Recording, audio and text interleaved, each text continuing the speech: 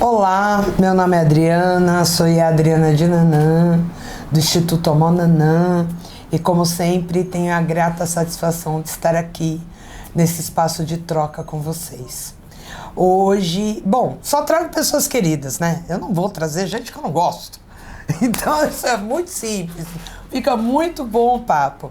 Hoje trago um dos bebês de casa, a Gleice Bezerra. É veterinária, é do Ilhéa Chamonanã, e hoje a gente vai falar um pouquinho sobre abate religioso, que é a pesquisa que ela está fazendo hoje. Mas antes eu quero que você se apresente. Primeiramente, olá, eu sou Gleice e Fábio Miliquê, sou filha da Adriana de Nanã, aqui do Ilhéa Chamonanã. Sou médica veterinária também, especializando em medicina veterinária do coletivo pela Universidade Federal do Paraná. A minha pesquisa é a produção do manual de boas práticas do abate religioso em comunidades tradicionais de matriz africana. E a gente hoje vai falar um pouquinho sobre o que é o abate religioso e o que isso implica e qual que é a importância disso para nós que somos de matriz africana. Isso. Eu acho que a primeira coisa, eu acho que muita gente que é de terreiro, por exemplo, fala, nossa, mas para que boas práticas? Como você está dizendo que eu não sei fazer o abate religioso? Eu acho que até um pouco antes da gente falar sobre as boas práticas, é importante falar do porquê que é abate religioso, né? Porque muitas pessoas entendem como um sacrifício de animais dentro da religião e não é isso que acontece. Porque o sacrifício de animais, ele tem o objetivo apenas de encerrar a vida do animal. E o abate, a gente entende como a utilização do que produz esse animal, então da carne, do chifre, do casco, de tudo que esse animal pode... As penas. E as penas, enfim, tudo que esse animal pode dar pra gente para utilizar não só como alimento, produção de roupa, produção de equipamentos, de instrumentos, etc. Então, por isso que a gente fala de abate e não de sacrifício. E o porquê das boas práticas. Como médica veterinária, eu sou da área da saúde, né? Então, a gente tem que pensar na saúde, e não apenas na saúde do animal, mas na saúde das pessoas que estão envolvidas nesse abate, que vão se alimentar dessa carne, né, dessa proteína animal que vai ser produzida no abate. E por que das boas práticas? Porque a gente tem que cuidar realmente da sanidade, né? Ter uma segurança para que a gente não tenha uma zoonose que passe, né? Até porque hoje também, eu acho que é importante dizer, né? O candomblé, o culto de matriz africana no Brasil, é algo centenário, né? Tá aí há mais de 500 anos aqui no Brasil. Essa estrutura, né? O candomblé e tudo mais. Porém, hoje a gente tem gripe aviária, e por culpa dos abatedouros, né? Porque é diferente de como a gente podia fazer anos atrás, antes de leis sanitaristas que vêm impedir que a gente crie uma galinha e abata dentro de casa. E eu já falei para vocês que isso tem um impacto direto, não apenas na segurança, mas na soberania alimentar, porque não é a mesma coisa entre eu ir comprar congelado no açougue e eu abater dentro de casa. Da galinha ou galo que eu criei, o cabrito que eu criei, que eu alimentei, que eu cuidei. Assim você não tem gripe aviária. Agora, os grandes abatedouros, porque você coloca, né, você é médica veterinária, pode até me corrigir se eu estiver errada, mas essa concentração de um número exacerbado de aves e de animais confinados acaba produzindo vírus e bactérias e que acaba impactando na nossa saúde. E hoje impacta no nosso manejo do abate religioso. Exato. Eu acho que o objetivo da indústria é sempre essa produção em massa. E quando a gente fala em produção em massa, é muito mais difícil de você controlar a sanidade, né? A parte sanitária desses animais. Por isso que a gente acaba tendo o surto de gripe aviária, o surto da vaca louca, porque é muito mais difícil você garantir a sanidade de uma produção em massa do que, por exemplo, dentro de um terreiro, onde são uma quantidade muito menor de animais que são abatidos, né?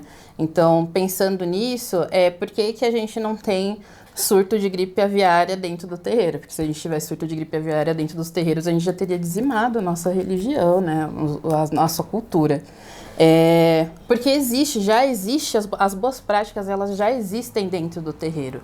O que não existe é justamente dentro da academia um manual, que é o que a gente está tentando produzir a partir de agora, levando esse conhecimento de boas práticas que já existem dentro do terreiro para a academia, para a gente ter esse aporte científico também, né, das boas práticas. E eu acho que também para nós de terreiro, eu acho que um retorno é também da gente minimamente saber, primeiro que a gente não tem mais o direito de criar nossas galinhas.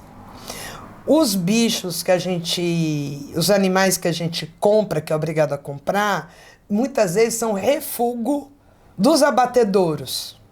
O descarte, né? O descarte dos abatedouros. Tanto que a gente, né, é comum de receber, às vezes, o bicho, às vezes um dia antes, para você ver até a qualidade que ele tá. Porque se você vem, aí você abre o bicho, você vê que tá todo doente. Como é que a gente vai compartilhar o bicho doente com a comunidade? Como é que eu vou pedir saúde para uma pessoa nesse ritual utilizando um bicho doente, infectado e que pode transmitir doenças para a nossa comunidade também, né? Então, eu acho de ter uma médica veterinária que é de terreiro e tá discutindo esse cuidado, porque eu acho que uma coisa leva para academia, outra coisa enquanto de resultado para gente, né? Da gente poder saber como eu lido com frango se eu observo que ele tá doente. O que eu devo fazer?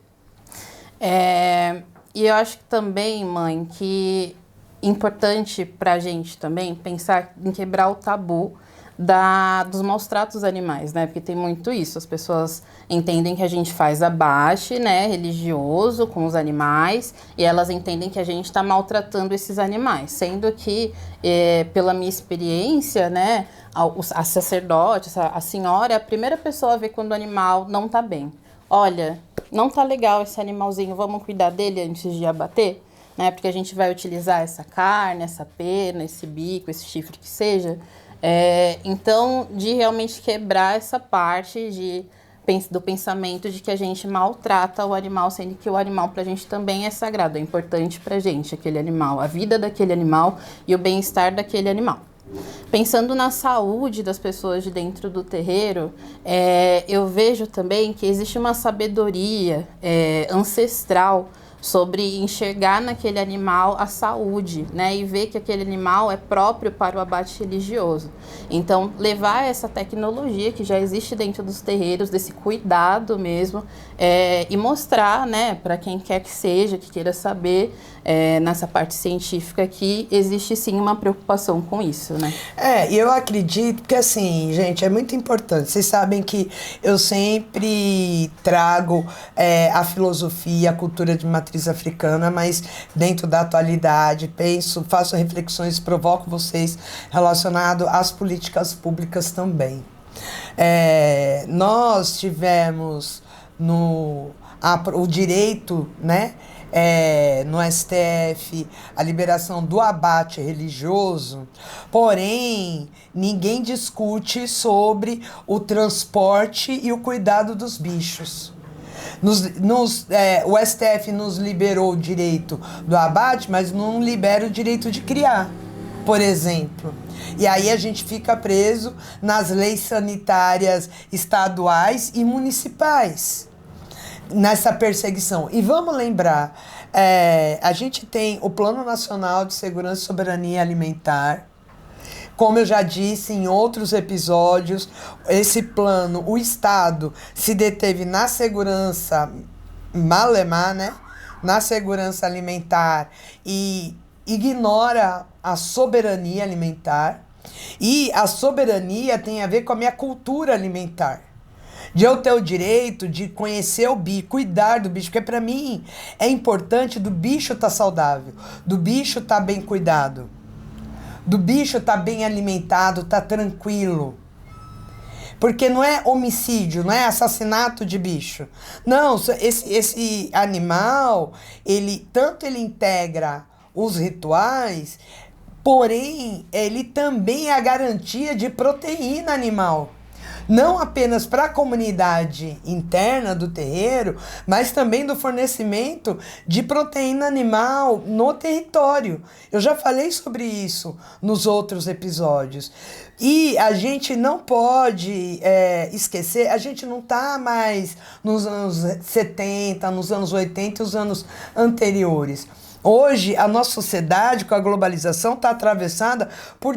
A gente teve uma pandemia aí recentemente, da Covid, e para além da ausência da política pública, né, do Estado no cuidado e combate a essa epidemia na época, o que também provocou muitas mortes foi a ausência de educação e saúde. A educação e saúde é a gente resgatar, inclusive, hábitos de terreiro, viu? Hábitos de terreiro, de você chegar nos ambientes, você tomar um banho, você lavar as mãos, a gente recebe os bichos, de lavar os bichos. Exatamente. Quando a gente recebe os bichos. E são tudo práticas de cuidado e de higiene. E fica muito mais difícil, como a senhora falou, que a gente utiliza o descarte das grandes indústrias, né? Aqueles animais que não serviram para as grandes indústrias, os animais que a gente consegue trazer para dentro dos nossos terreiros, principalmente quando a gente está falando de terreiro urbano como o nosso, né? Que a gente não fica numa área rural, numa roça, onde a gente possa realmente criar os nossos animais. Então, trazendo esses animais, com certeza, se eles são descartes, eles já não vêm tão bem, eles já não são o melhor da indústria, né? E aí, isso impacta diretamente na saúde dessas pessoas que estão dentro dessa comunidade de terreiro, né? Porque elas vão se alimentar, elas vão utilizar aquele animal, não só como alimento, como a proteína animal, mas também como instrumento, como um enfeite que seja, mas tudo utilizando 100% desse animal. Uma coisa que eu acho importante e que eu queria saber de você é uma pesquisa como essa, para pensar boas práticas no manejo e o abate religioso para as comunidades tradicionais de terreiro. Qual a importância de uma pesquisa dessa para a gente poder pressionar as políticas públicas ou pensar como pressionar o Estado a nosso favor? Primeiro que o abate religioso ele não é algo novo para a legislação brasileira, né? A gente já tem abates religiosos que são legais e que tem toda a sua legislação montada, como por exemplo o kosher, o halal. E aí a gente entra no racismo religioso também, né? Porque que outras religiões possuem a legislação e nós, de matriz africana, que fazemos abate religioso há centenas de milhares de anos, por que a gente não tem essa legislação? Então... Desculpa, só para explicar, né? O abate kosher e halal é o judaico. E os muçulmanos. E o muçulmano, exato, né? E o islâmico, né? Islâmico, exatamente. Então, por que a gente não tem, né? Então, levar essa pesquisa para frente, montar esse manual de boas práticas e ter o aporte, principalmente das universidades públicas, sobre essa pesquisa, é importante para a gente começar, com muito atraso, a pensar em legislações, né, em políticas públicas que garantam a segurança, a seguridade alimentar desses povos de terreiro. Então, por isso que é tão importante que a gente fale sobre abate religioso dentro da matriz africana, por isso que é tão importante que eu, como médica veterinária, traga outros médicos veterinários para discutir isso, né, quando eu estou lá na minha aula de especialização. Tem outros médicos veterinários, coordenadores de universidades públicas que vão pensar, que vão voltar o seu olhar para isso e garantir que essas pessoas tenham a segurança necessária para mexer com os animais que são tão importantes na nossa religião, na nossa cultura. Acho que uma coisa que é importante para tranquilizar o povo de terreiro, né, principalmente os nossos mais velhos, a gente, quando eu pelo menos estou entendendo, quando pensa esse manual de boas práticas, não está falando do que é segredo, né? A gente não é trazer para a academia o que é o segredo, o ritual, Não é isso, está se falando do manejo animal. Exatamente. Como que esse animal chega no terreiro, né? O que fazer quando esse animal chega, o que observar nesse animal para identificar se existe uma doença, uma patologia ali, separar esses animais quando isso acontece. Então, justamente falar tudo isso desse manual. E poder cobrar, inclusive, dos seus fornecedores. Exatamente. Ter argumentos, né? Para poder cobrar dos fornecedores. Porque às vezes tem coisa, a gente que está acostumado no manejo já identifica. Mas se é uma pessoa mais jovem, às vezes ela recebe o bicho, ela não vê, não percebe que o bicho está adoecido. E toda a comunidade saber tratar, lidar. Porque eu não estou falando do abate, mas saber receber, olhar, identificar se tá limpo, se não tá, se tem armazenar bicho, se não tem. O pós também, a como gente tem que acomodar. Pensar, exatamente. Freezer, como limpar esse animal, mantendo a segurança, né, da pessoa que está manejando esse animal e das pessoas em volta também dessa comunidade. Então, tudo isso vai ser pensado dentro desse manual. E eu acho que o mais importante é que eu não estou construindo esse manual sozinha, né? Tem um aporte de outros sacerdotes, de outros terreiros, de comunidades de matriz africana, para a gente justamente ter o filtro do que a gente vai levar e o que a gente vai colocar nesse manual, pensando em no futuro, quem sabe até uma liberação para a criação dos nossos animais em áreas urbanas, em pequenos centros urbanos. Sim. É o nosso maior objetivo, a gente poder criar esse animal desde sempre, garantir a saúde desse animal do primeiro dia de vida dele até o momento do abate. É isso aí.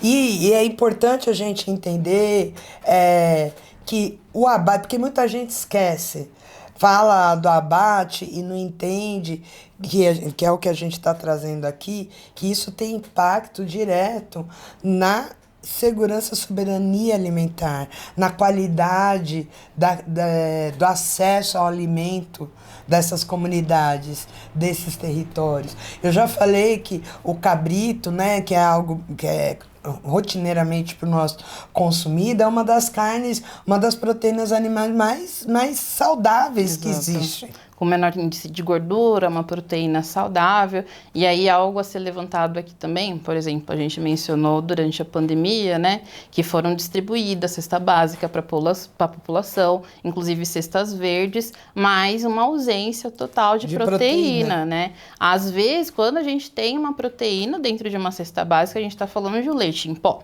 Né, de um feijão no máximo, né?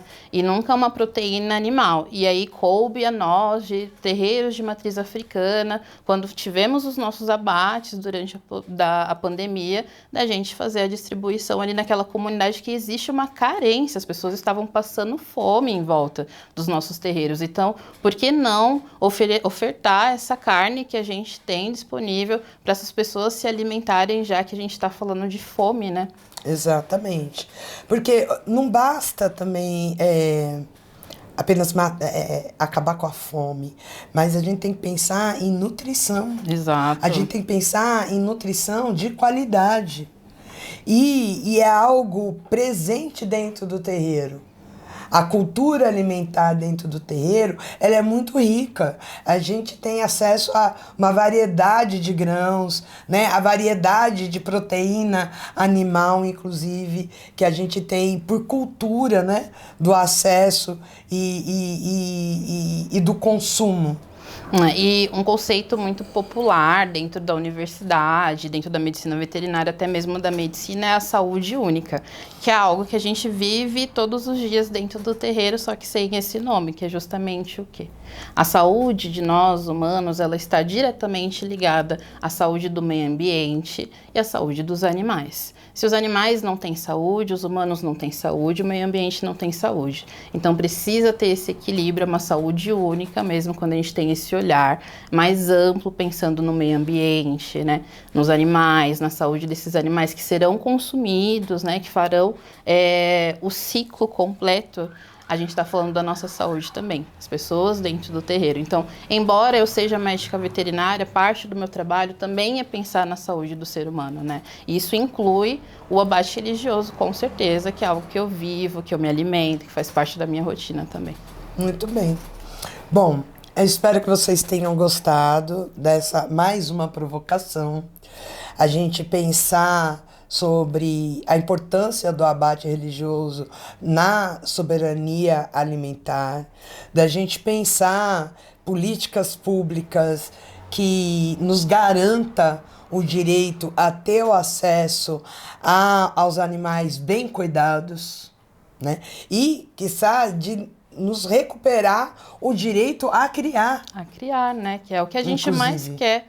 É poder acompanhar a vida desse animal e garantir que esse animal tenha uma vida boa e saudável para que ele seja utilizado no nosso abate, vire alimento. Animal de criação também da casa, porque como a gente pet, temos pets também. Adoramos criar uma Exato. galinha, a gente tem os nossos pets também.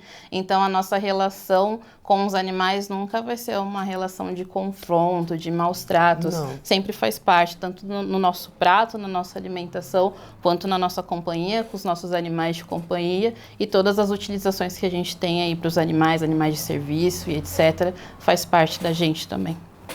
Muito bem. Muito obrigada, filhota. Eu que agradeço, mãe. Espero que vocês tenham gostado da provocação e a reflexão do dia de hoje. Um beijo grande e até mais.